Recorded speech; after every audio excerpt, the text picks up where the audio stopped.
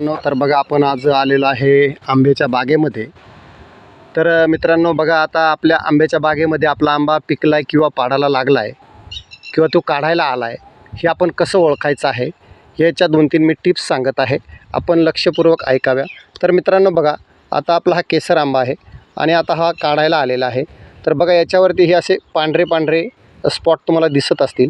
हे जर पांढरे पांढरे स्पॉट आले असतील किंवा जर मित्रांनो हे पहा, देठाच्या कडेला असा इथं खड्डा तयार आहे, खड्डा झालेला आहे. हे बघा, दोन्ही बाजूने असा चौकोन खड्डा दिसतो.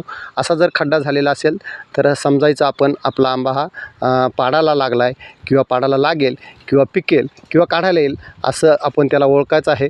तर मित्रांनो आता हे तोडायचा कसा? तर मित्रांनो हा देठापासून तोडायचा नाही आहे. हा जर देठापासून जर तोडला तर काय होतं, याच्यावर जो चिक आहे तो असा बाहेर येतो आणि मग तो आपण पिकायला वगैरे घातल्यावरती याच्यावरती तो असा साचून राहतो आणि साचून राहिल्याच्यानंतर काय होतं, बुरशी वगैरे येते आणि मग तो आंबा खराब होण्याची शक्यता असते मित्रांनो.